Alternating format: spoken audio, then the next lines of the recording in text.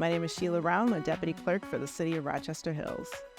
As a high school graduate, I always knew that I wanted to study business. My family owned their own business, so I was very intrigued by the whole business process, serving customers, the marketing aspect, the financial aspect of it. So I had high hopes into continuing my education and looking for a program that offered a business administration. As a recent high school graduate, I was offered a full-time job. So I was working full-time, and then I enrolled into a local university full-time in the fall. My class sizes were very large, so I became more of a number versus a student. I was known by the last 4 digits of my social security number, and that's actually how we were identified as students, as our student ID.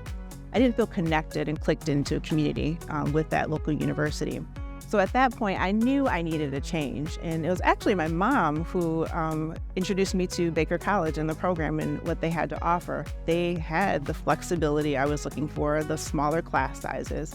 So in my enrollment there, I found my community. I found the flexibility that I was looking for, and I was able to succeed. I got to know my classmates very well. We studied together, we worked well together, we problem solved together, but also we experienced life together as well.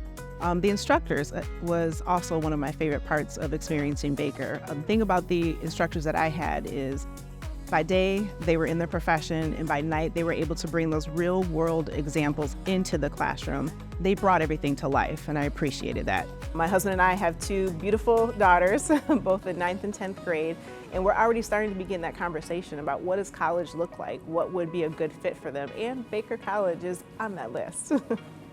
Part of my inspiration in continuing my education at Baker College is that I believe that my time, my talents, and my gifts don't belong to me.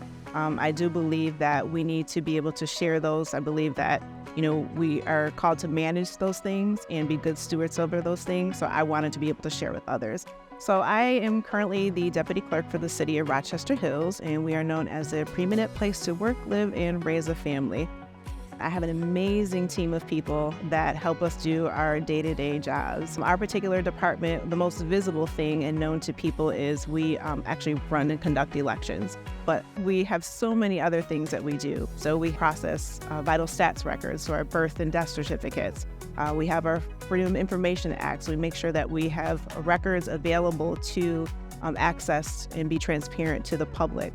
We also process passports for those that are interested in traveling. And then we also, of course, oversee our city council as well and help maintaining our meeting minutes and the packets. The best thing I like about my work is, I think I would say, the people again. The opportunity to be able to make a difference in our residents' lives. When they come in, they may have a question on, how do I get registered to vote? Where do I vote? Being able to help assist them through that process, being able to meet the needs of the public and maintaining transparency so that people still have trust in our local government. So voter education is so crucial. Misinformation and disinformation spreads very quickly. When voters take the time to educate themselves on the issues and the candidates that are going to be on the ballot, it helps them directly connect with the facts.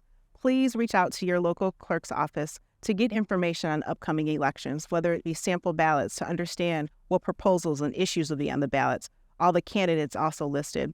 You can also go to michigan.gov/vote to obtain information on how to register, how to obtain an absentee ballot, and other general information around elections. So I encourage everyone to use your vote to make a difference. Get out and vote. Participate in the democratic process.